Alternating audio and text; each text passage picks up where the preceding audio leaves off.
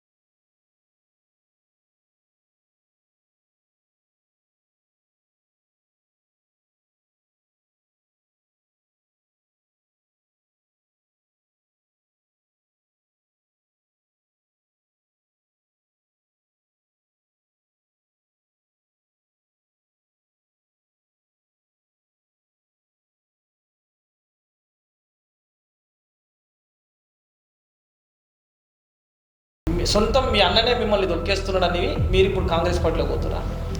జనాలు పిచ్చోళ్ళు అయిపోయింది ఆల్రెడీ.